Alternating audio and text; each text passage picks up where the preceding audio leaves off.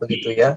Nah, jadi kita lihat juga nih tahun 2021 di Indonesia itu ada 370 teroris sepanjang 2021 aja ya, dari Januari sampai Desember yang ditangkap, jumlah teroris yang ditangkap ini luar biasa. Januari 2021 itu 29 teroris, Februari 24 teroris, Maret 75 teroris, April 70 teroris, Mei 17, Juni 25 teroris, Juli 8 teroris, Agustus 61 teroris, September 7 teroris, Oktober 1 teroris, November 17 teroris, Desember 36 teroris. Gila, 2021 aja 370 teroris. Jadi Indonesia ini berapa banyak teroris gitu loh, yang siap-siap untuk jadi peneror begitu ya. Ternyata di Indonesia ini, di Asia Pasifik ini, Indonesia nomor urutan keempat ini ya. Nomor keempat penyumbang teroris besar juga. Nah, kita juga bingung kok NU, Muhammadiyah, organisasi besar nggak ada yang komplain kepada Anwar Abbas yang model begini, begitu ya. Nah, jadi akhirnya ya nggak jauh lah. Semakin lama kita boleh lihat, akhirnya ya umat-umat Muslim sendiri yang nggak heran, banyak yang apatis, banyak yang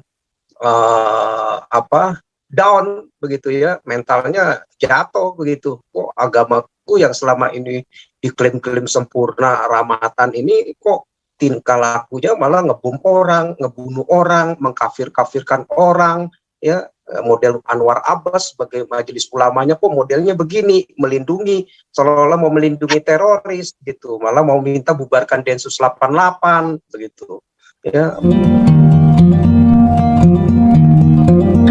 Kan Pak SK, gubrak yang keras. Ya, Pak Paul. Selamat malam. Shalom. Shalom. Salam Pak Uti. Jadi judul kali ini apa? Itu ya, dananya Muslim banyak ditipu ya. Iya. Untuk baik ACT, dana yang ke Cianjur itu yang bencana kemarin, termasuk saya yakin AWF, ya, Mualaf Center itu dananya banyak masuk ke terorisme itu. Saya yakin sekali. Lalu mereka dapat perlindungannya dari sana kok. Iya, jadi gini Pak Paul. Saya dapat kumpulin data nih lumayan bagus ya, biar rakyat Indonesia lebih terbuka ya.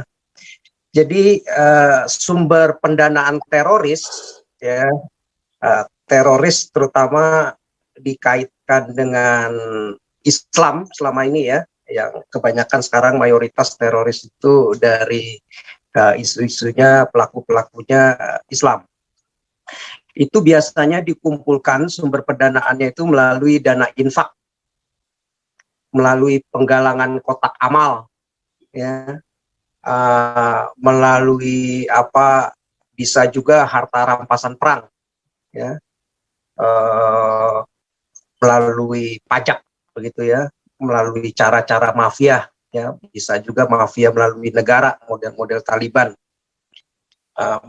model-model ISIS. Begitu ya, menguasai ladang minyak, ganja, narkoba, narkotika, jual gitu ya sebagai mafia.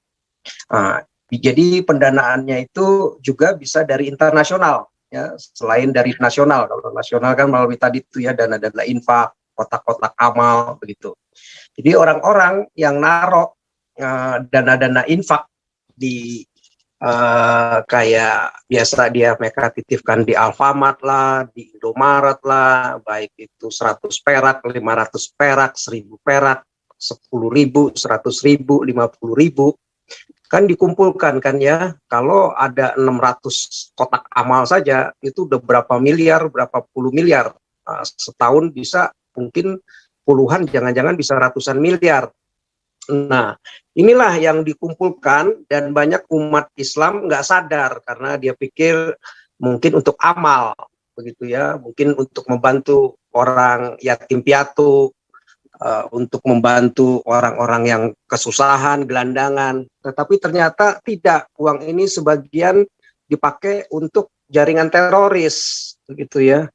Nah, jadi hati-hati. Orang-orang Muslim ini mesti pintar-pintar juga. Jadi jangan main kasih begitu aja ke kotak amal kalau nggak jelas ya siapa yang menaruh kotak amal itu. Nah, lebih baik ya kayak model kita, jelas, kasih makan ke yatim piatu, gelandangan, nah, kan jadi jelas ya, kasih baju, pakaian, sepatu, jadi jelas begitu, nggak disalahgunakan ke yayasan-yayasan yang kita nggak jelas siapa yang menaruh kotak-kotak amal infak itu begitu.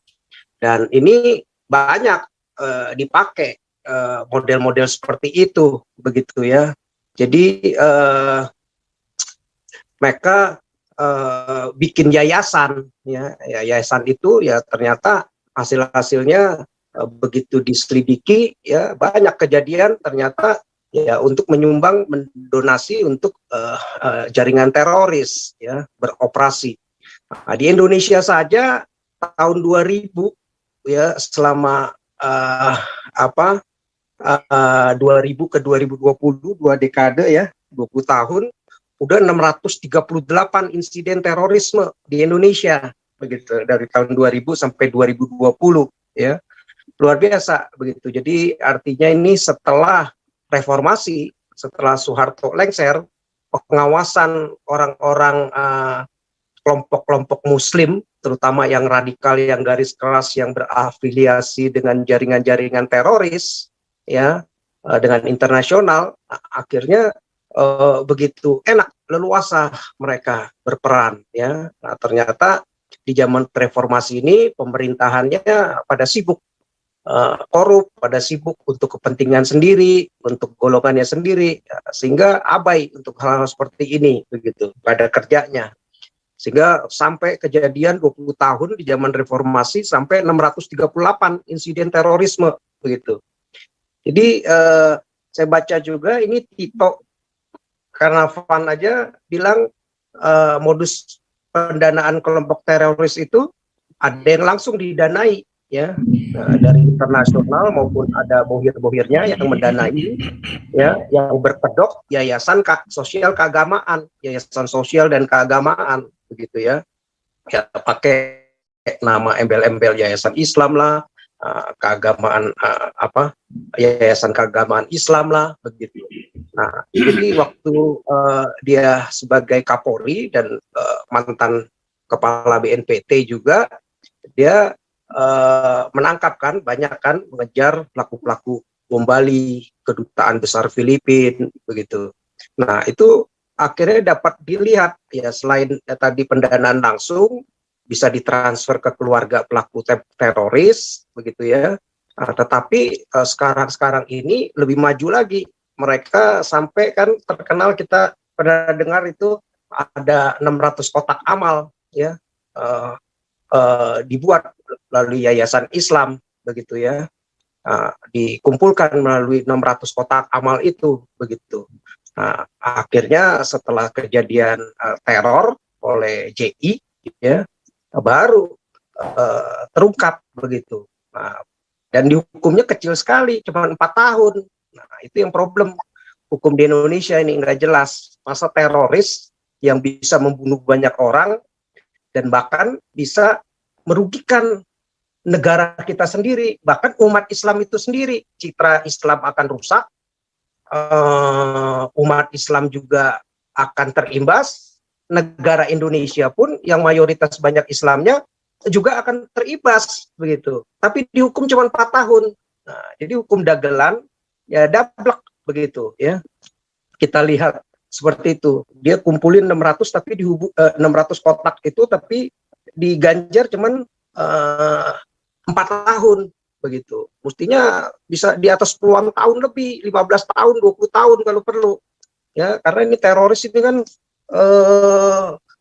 menghilangkan banyak nyawa apalagi sampai 638 kejadian begitu. Jadi dia kumpulkan banyak banget begitu. Nah, ada lagi cerita lain lagi yayasan yang lain, yayasan apa nih? Abdurrahman itu total keseluruhan kotak amalnya itu hampir 800 ya dari 2016 sampai 2020.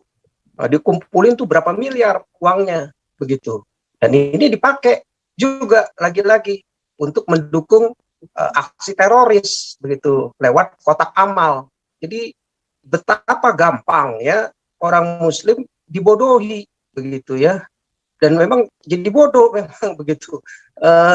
Untuk amal nggak taunya dipakai untuk bom begitu. Jadi kadang-kadang nggak pakai logika, nalar begitu ya. Kalau kita kan mungkin mau nyumbang akan berpikir siapa yayasannya, yayasan ini bisa dipercaya nggak, yayasan ini sudah teruji nggak, ya kan? Jadi nggak jelas, main ngasih aja, walaupun itu uang kecil tapi nggak mikir panjang. Kalau uang-uang ini dipakai untuk aksi bom, dan aksi-aksi bom ini ya jadi problem, ya kan? Nah, ternyata uang ini yang miliaran ini dikumpulkan itu dipakai untuk operasional jamaah Islamiyah, untuk gaji pengurus jamaah Islamiyah, untuk bantuan ke keluarganya, kelompoknya jamaah Islamiyah.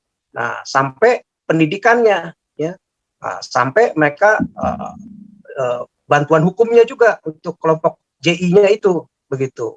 Jadi mereka yang melakukan aksi bom bunuh diri, akhirnya dibantu begitu ya, keluarganya segala macam kebutuhan pokok dan pendidikan anak-anaknya. Jadi kita lihat mereka melakukan hal ini sudah menjamin untuk para pelaku-pelakunya dan keluarganya begitu. Nah, tapi yang jadi problem adalah ya tadi, resikonya justru malah buat umat Islam itu sendiri, citranya jadi hancur begitu ya, yang dia gembar-gemborkan sebagai agama rahmatan lil alamin segala macam. Jadi tercoreng semuanya ya, susah untuk menebusnya karena pelaku-pelakunya ya kebanyakan atas nama Islam begitu ya. Basir atas nama Islam, ya kan, terkenal dengan JI-nya ya. Muklas dulu semua itu kan, bom Bali teriak takbir semua Islam, ya kan, mau mendirikan agama Islam, negara Islam. Nah, jadi tercoreng. Yaitu yang paling mahal adalah ya tadi, martabatnya itu, martabat ajarannya yang mengajarkan katanya rahmatan tercoreng, susah itu bayarnya ya. Itu sampai bergenerasi-generasi akan diingat bahwa ajarannya ini ya mengajarkan untuk ngebom, bunuh diri begitu ya.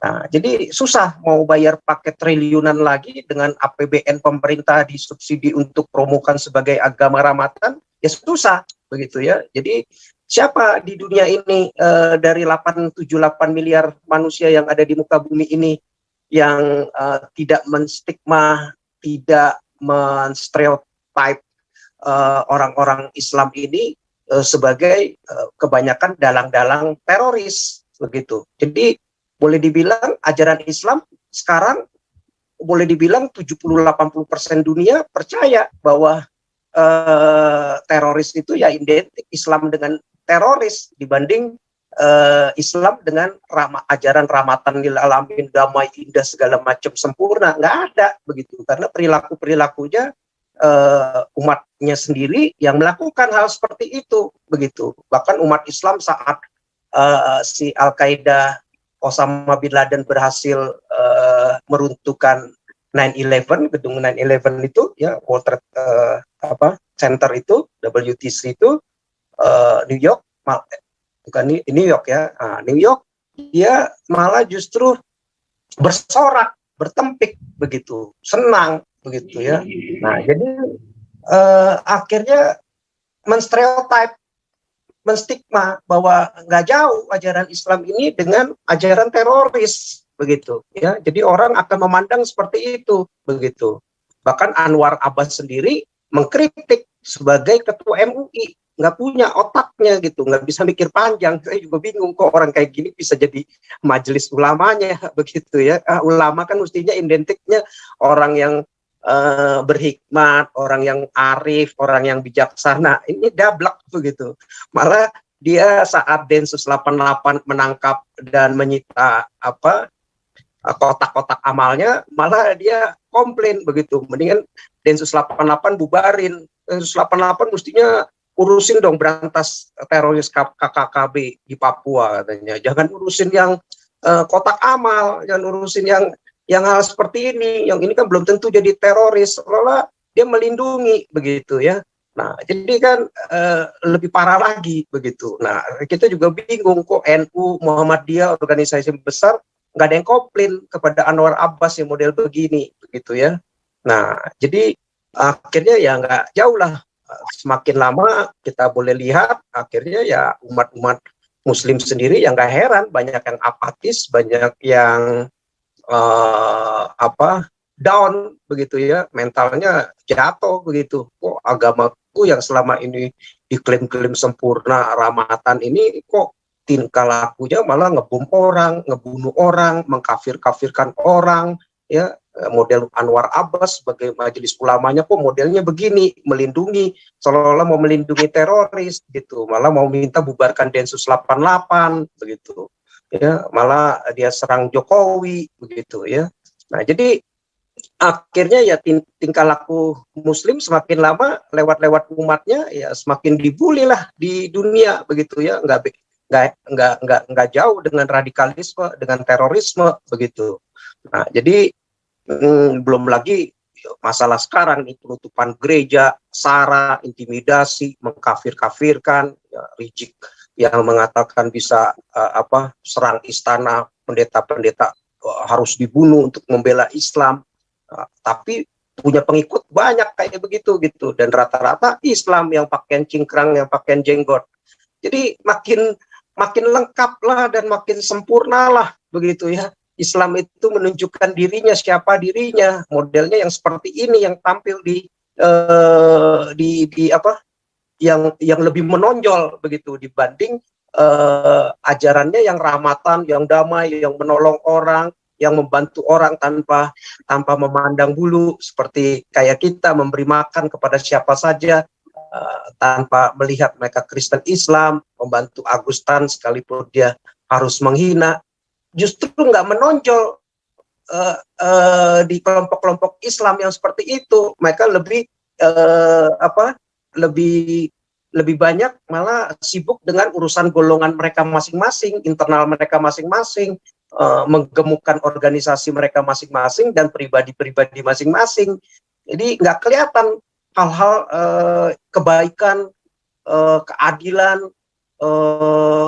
bersuara untuk ketidakadilan, perlakuan diskriminasi begitu. Dengan lantang, dengan keras menonjol, nggak ada gitu pembelaannya. Yang ada sibuk mereka udah dapat duit ya udah urusin masing-masing sendiri. Terhadap hal-hal yang seperti ini mereka lebih banyak diam begitu ya. Terhadap aksi teroris, aksi segala macam itu mereka justru nggak terlalu menonjol begitu. Jadi seolah-olah akhirnya makin apatis lah rakyatnya juga, umatnya juga seperti itu. Jadi nggak heran banyak bom gereja, Natal segala macam ya, dengan alasan ini kafir segala macam boleh dibunuhlah di Bali ya, orang lagi di klub dibilang ini kafir, dibunuh begitu ya. Jadi nggak heran akhirnya seperti seorang yang fanatik seperti Saifuddin aja bisa berbalik, saya tinggalkanlah ajaran ini gitu, karena dia mungkin shock juga begitu. Kok selama ini yang dia pikir ajarannya rahmatan, ajarannya damai, malah kenyataan dilakukan oleh orang-orang yang menafsirkan ayat-ayatnya boleh membunuh kafir begitu, dengan model yang zaman sekarang bom bunuh diri, kalau dulu kan mungkin zaman pedang gitu ya. Nah, dan yang menariknya lagi ternyata ini saya lihat ya ada dari beberapa ya, saya bacakan organisasi teroris terkaya ya di dunia. Satu Hizbullah. Hizbullah itu punya kekayaan pendapatan per tahun itu 15,4 triliun. Dengan dulu kalau masih kurs 14.000 ya, kalau sekarang 15.000 mungkin udah 17-18 triliun. Nah, ini dapat sumbangannya dari pemerintah Iran ya, dari Iran yang menyumbang. Dan ini naik jauh dari tahun 2017 itu hanya dapat sekitar 2,3 triliunan lah. Tahu-tahu setelah itu dapat suntikan lebih besar lagi dari Iran ya, dari pemerintah Syiah begitu. Nah, jadi si Hizbullah ini salah satu organisasi yang cukup terkaya ya, dan akhirnya banyak juga bisnis organisasi Hizbullah ini main di industri obat-obatan ya, sampai operasi kejahatan organisasi ya di seluruh dunia, termasuk dia ke Amerika Selatan, ke Afrika, ke Eropa, Timur Jauh ya, Australia dan di Timur Tengah begitu. Jadi punya sel-selnya. untuk melakukan pencucian uang, pemalsuan, perdagangan senjata, penyeludupan, memproduksi dan memperdagangkan narkoba, serta heroin dan kokain, begitu ya. Jadi ternyata organisasi Hizbullah yang dikenal mungkin sama Islam seolah-olah ini memperjuangkan Islam, ya cara-caranya ya seperti mafia, memperdagangkan narkoba juga, heroin, kokain, begitu ya, perdagangan senjata, pemalsuan uang, pencucian uang, begitu. Nah, kedua Taliban. Taliban ini pendapatan tahunannya hampir 11,2 triliun. Ya. Jadi Taliban ini diperkirakan mekanisme keuangannya itu mirip dengan ISIS, begitu. Jadi dia harus merebut wilayah kekuasaan dulu. Merebut wilayah kekuasaan, semakin besar populasi orang yang bisa dibawa kendali mereka, ya. Nah, itu menjadi banyak sumber daya dan potensi yang bisa mengalirkan pendapatan buat mereka, menjadi sumber-sumber keuangan mereka, begitu, uang-uang masuk buat mereka. Nah, Taliban ini kebanyakan hasilnya dari produksi dan perdagangan obat-obatan, menanam opium, ya, untuk pembuatan heroin, begitu. Kan daerah-daerah Afghanistan terkenal ya, opium, ganja, dengan pembuatan opiumnya juga heroin, begitu. Selain mengumpulkan uang dengan menyandra, begitu ya, minta tebusan dan sumbangan-sumbangan yang lain. Ketiga Hamas. Hamas ini Islam, organisasi Palestina Islam Sunni, ya, dia hampir sekitar 10 triliun 11 triliun juga, begitu pendapatan per tahunannya, begitu. Nah, jadi Hamas ini juga dukung dari Iran juga ya kalau nggak salah ini, Palestina ini. Nah, dia selain jadi ada ratusan bisnis ya yang dimonopoli oleh kelompok Hamas ini, mulai dari usaha real estate, keamanan, perbankan, hotel, pariwisata, ya, dengan pajaknya juga ratusan juta dolar, begitu ya, untuk mendukung organisasi teroris ini setiap tahun, begitu. Nah, keempat, organisasi Al-Qaeda. Al-Qaeda itu lebih kecil, hampir sekitar 5 triliun lah di bawahnya. Nah, ini yang support kebanyakan dari negara-negara Islam seperti Libya, Aljazair, Pantai Gading, Mali, Nigeria, Tunisia, begitu. Nah, jadi kalau di Semenanjung Arab, ya Yaman, ada dari Arab Saudi juga, begitu. Nah, di India, Semenanjung India, dia ada dari Pakistan, dari Bangladesh, kalau Al-Shabaab dari Somalia, begitu, dan Suriah. Nah, ini juga sama, perdagangan ilegal obat-obatan, begitu ya. Salah satu sumber penghasilannya, juga perjualan senjata, mobil, ya, mobil-mobil ilegal, begitu, sampai obat-obatan. Nah, juga ya memasarkan rokok lah, sebenarnya.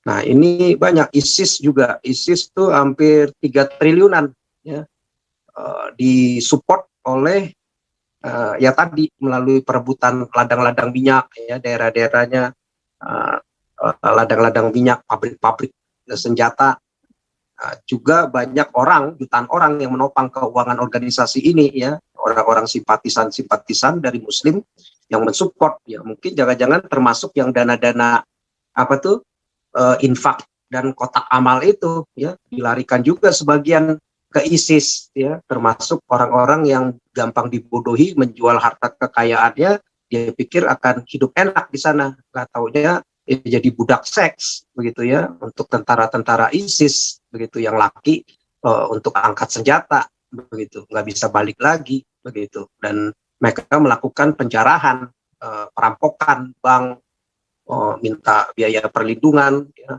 jadi centeng, ya.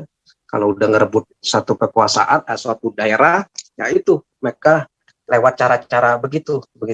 Ya, jadi banyak lagi organisasi-organisasi yang lain, tapi ya kira-kira 5 organisasi. Ya itu dulu lah Pak Paul. Jadi biar bisa melihat bahwa jangan gampang model-model kayak kita kan nggak gampang memberikan yayasannya yang jelas, begitu, kayak main kotak-kotak amal, begitu ya. Nah, jadi kita lihat juga nih tahun 2021 di Indonesia itu ada 370 teroris panjang 2021 aja ya, dari Januari sampai Desember yang ditangkap, jumlah teroris yang ditangkap. Jadi luar biasa. Januari 2021 itu 29 teroris, Februari 24 teroris, Maret 75 teroris, April 70 teroris, Mei 17, Juni 25 teroris, Juli 8 teroris, Agustus 61 teroris, September 7 teroris, Oktober 1 teroris, November 17 teroris, Desember 36 teroris. Gila, 2021 aja 370 teroris. Jadi Indonesia ini berapa banyak teroris gitu loh, yang siap-siap untuk jadi peneror begitu ya. Ternyata di Indonesia ini, di Asia Pasifik ini, Indonesia nomor urutan keempat ini ya. Nomor keempat penyumbang teroris besar juga begitu ya, yang banyak kejadian teror begitu, sampai 638. Yang pertama Afghanistan, itu poinnya sampai 9,1 poin, kedua Irak, ketiga Somalia, keempat apa nih, Burkina Faso itu apa ya, nah, kelima Suriah, keenam Nigeria, ketujuh Mali, ke-8 Niger, ke-9 Pakistan, 10 Kamerun. Banyak kan Islam. Indonesia menempati urutan berapa tuh, 24 dunia dari skor indeks terorisme global begitu ya, skornya 5, kalau yang tadi Afghanistan 9, sekian begitu. Jadi banyak kejadian-kejadian terakhir yang kemarin di kepolisian Anyar itu kan, yang di Bandung begitu. Di apa saja, dan yang akhirnya yang rugi banyak justru umat Islam sendiri. Selain citra agamanya rusak, bayangin Suriah, Afghanistan, ya, Irak, berapa banyak orang yang pada mengungsi lari ke Eropa, ke Turki, yang sekarang kemarin salah satu juga ngejarah di Turki, karena ada berapa juta, mungkin 1 juta apa 2 juta orang itu kan dari Suriah yang ditampung di Turki begitu pengungsinya. Sebagian lagi ke Eropa kan, mungkin 18-20 jutaan orang pada lari karena ya itu kelompok-kelompok teroris ini. Ada ISIS, perang, akhirnya perang saudara. Irak juga begitu, nggak kunjung damai. Di Taliban juga begitu, kelompoknya yang pada kabur, yang akhirnya mereka kan pada lari. Yang banyak korban akhirnya dari Islam sendiri, berapa puluh juta orang di dunia, ya, bahkan dengan keluarganya bisa, belum lagi dengan negara-negaranya yang terdampak, ya, banyak justru investasi meragukan kan. Orang dulu dengan bom Bali aja 2 tahun itu susah, orang pada malas datang ke Bali, takut begitu ada bom Bali, ya, orang mikir untuk invest, menunda begitu, karena kan berdampak ke ratusan juta orang, investor nggak masuk. Jadi banyak dampaknya, termasuk kepada umat Islam itu sendiri, dan yang lebih parah lagi, yang susah dibayar, ya citra Islamnya itu sendiri rusak begitu, ya. Nah, jadi lewat judul kita kali ini ya baguslah membuka begitu buat Islam lebih cerdas lagi, jangan gampangan, jangan low end pikirannya, jangan rendah kampungan begitu. 1.000-2.000 pun mesti bertanggung jawab. Kalau kita diajarkan untuk bertanggung jawab, kepada siapa kita harus memberi begitu, walaupun niatnya baik, tetapi bisa dipakai untuk hal yang tidak baik begitu, dan kenyataannya ya banyak amal-amal itu dipakai untuk jaringan teroris begitu. Ya, itu dulu sementara Pak Paul. Terima kasih. Ya. Paul, Saudara? boleh tambah sedikit? Ya, boleh Pak Santi Amar. Kau bilang kau menang debat, lawan domba yang sesat. Kau bilang banyak yang tobat,